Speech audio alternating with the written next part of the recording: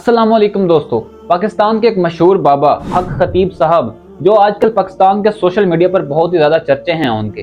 बाबा मैं उनको इसलिए कह रहा हूँ क्योंकि मेरे ख्याल में उनका इससे ज्यादा कोई तारुफ हो नहीं सकता। सेहत, शफात, दुख, तकलीफ, नफा और नुकसान की मालिक सिर्फ एक जात है और वो अल्लाह की जात है। लेकिन पाकिस्तान में कई दहाइयों से ये सिलसिला चलता आ रहा है कि कभी झूठे और जाहिल लोग उलमाए दीन बनकर सामने आते हैं, कभी जाहिल लोग डॉक्टर्स की सूरत में आपके सामने आते हैं, कभी आपको सस्ते हाजिर उम्रे देकर दीन के नाम को इस्तेमाल किया जाता है, और कुछ ऐसे भी हैं जिन्होंने अपने आप को अल्लाह का नबी करार देकर अपने नाम के कलमे भी पढ़ाए हैं। नौज़बिल्लाह, उनके ऊपर बहुत सारी किताबें भी लिखी हुई हैं। और कभी ऐसा भी होता है कि कुछ लोग अल्लाह के वली और नेक लोग बनकर आपको शफा देने के लिए पहुंच जाते हैं।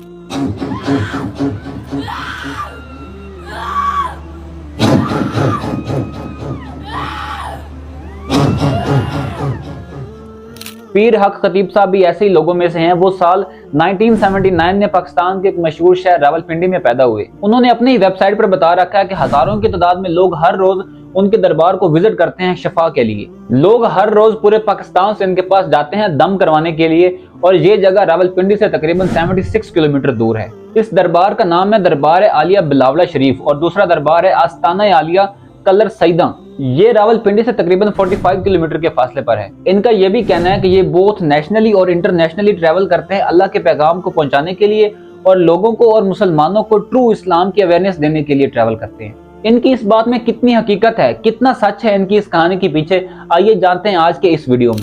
मरीज है, उसके सर पे व्हील चेयर पे जो बैठा है उसके सर पे हाथ रखें। वो अपने सर पे अगर हाथ नहीं रख सकता ताकि उसको भी दम हो जाए।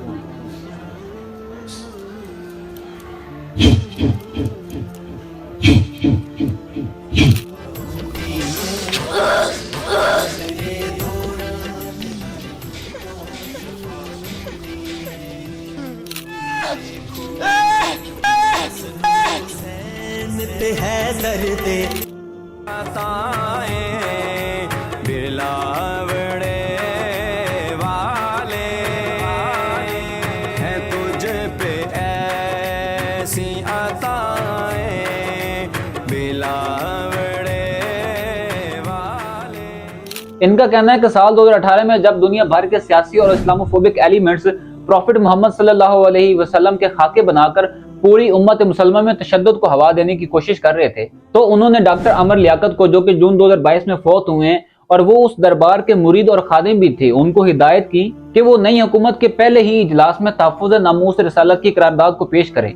उनका यह भी कहना है कि उन्होंने साल 2018 में यूरोपीय यूनियन के मेंबर वाजिद खान को खत लिखा कि जिस खत में इन्होंने उन मुकाबलों पर एहतजाज किया हुआ था जिनमें हमारे प्रॉफिट मोहम्मद सल्लल्लाहु अलैहि वसल्लम को मौजू बनाकर निशाना बनाया जा रहा था। तो यहीं पर मैं इनसे एक सवाल पूछना चाहूंगा, जब ये लोगों को करतब करके दिखाते हैं जिनको ये करामत बोलते हैं, और लोगों की आंखों से सोने के चेन और पीतल के चेन निकालते हैं और लोगों के मुंह से लोहे के कील निकालते हैं, तो उस वक्त ये कौन से इस्लाम को रिप्रेजेंट कर रहे होते हैं? क्या साइंटिफिकली भी इस चीज में कोई सच है, कोई हकीकत है इस बात की? जब आपकी या किसी भी इंसान की आंख में एक छोटा सा कचरा चला जाता है, मिट्टी का कोई जरा चला जाता है, तो आप आंख खोल तक नहीं सकते हैं। मगर वहीं पर एक ये हक खतीब साहब हैं जो आंख से पूरी की पूरी चेन ही बरामद कर रहे हैं, और साथ में इनका कहना है कि चेन के निकलते ही उस बंदे को सेहत मिल जाती है। इसके अलावा इनका यह भी कहना है कि ये ना सिर्फ किसी बंदे को शिफा देते हैं बल्कि एट द स्पॉट उसको बीमार करके दोबारा से उसको शिफा भी देते हैं। जरा ये वीडियो देखिए। ये जिस तरीके से मेरे पास आया था ना, वो ये तरीका था।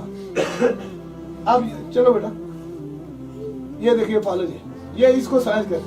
अब कोई भूख नहीं है, ये ना खौफ किया करे कि ये फूकू से काम होता है, ये सिर्फ निगाह से। ये दरवेश के हाथ है, ये ले, अब ये ठीक हो, चलो बेटा।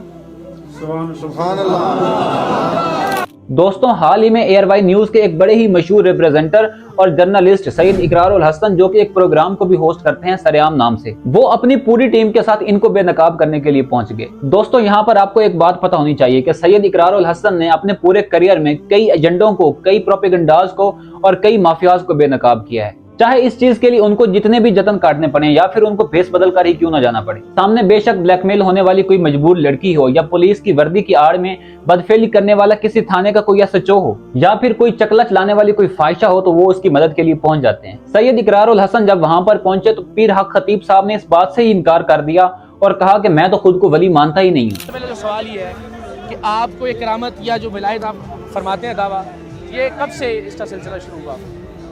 मैं तो फायदा बड़ा एहतराम से सवाल। बहुत अच्छी बात की है जी।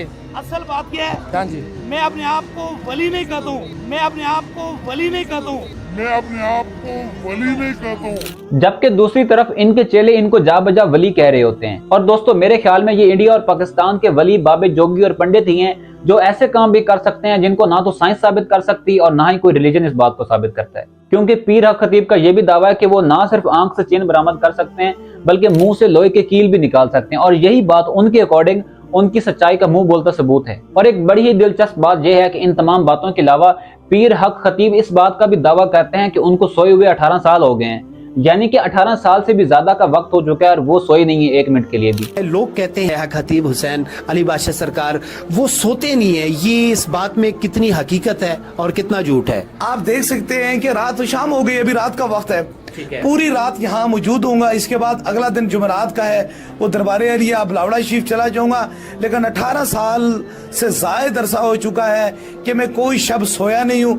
और अगर दूसरी तरफ देखा जाए तो इसी बात के बारे में लॉजिक्स क्या कहते हैं। National institute of neurological disorder and stroke का यह कहना है कि नींद आपकी रोजमर्रा की जिंदगी का एक हिस्सा है, और वो कहते हैं कि जिस तरह जिंदा रहने के लिए पानी और खाना जरूरी है वैसे ही नींद भी जरूरी है। इसके अलावा वो ये भी कहते हैं कि नींद दिमाग के कई फंक्शंस के लिए भी जरूरी है, including how nerve cells communicate with each other. और पीर हक खतीब के अपने ही मुरीदीन ने कहा है कि कैसे वो कितनी दफा कई हजारों रुपए का खर्चा करके वहां पर गए, लेकिन फिर भी उन्होंने इस शख्स को झूठा पाया। इस वीडियो में देखिए जरा। तकरीबन 12-14 हज़ार रुपया एक चक्कर का खर्चा हो जाता था, लेकिन हमें इसमें कोई सदाकत नज़र नहीं आई कि वहाँ पे जो वो दम करते हैं और लोगों को शफा होती है।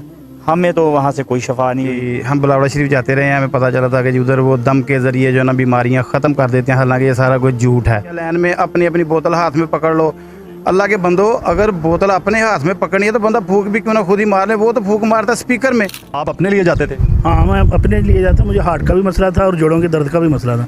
मैंने तो उसे शोधाबाद चोर बेईमान ही पाया। कवालियों वालों की सारे जने इकट्ठे होते, मैं नमाज पढ़ाना, जमात कर रहे हैं, दुआ मांगने ना, जो नमाज का टाइम लंघ जाना सारा, कोई अपनी पढ़ ले ना पढ़े, पीर साहब ने नहीं कहते। हमारे इस मुल्क पाकिस्तान को पिछले 77 सालों से बेवकूफ बनाया जा रहा है। कभी पॉलिटिशियंस आते हैं, कभी ये जाहिल पीर बाबे और उनके मुरीद आते हैं, तो कभी दूसरे तरीकों से इनको बेवकूफ बनाया जाता है। आप सब वीडियो देखने वालों से दरखास्त है कि इन झूठे पीरों और जाहिलों से अपनी जिंदगी को और अपनी माँ बहनों की इज्जतों को महफूज रखें और मजीद इनके हाथों बेवकूफ ना बने। वीडियो अगर पसंद आए तो यहाँ पर क्लिक करके आप जापान क्राइसिस के बारे में जो मैंने वीडियो बनाया था बहुत ही डिटेल के साथ आप उसको देख सकते हैं। आप इस वीडियो पर क्लिक करके देख सकते हो कि जापान में ही इतने सारे अर्थक्वेक्स और सुनामीज क्यों आते हैं और जापान इन तमाम चीजों से कैसे डील करता है। बहुत बहुत शुक्रिया।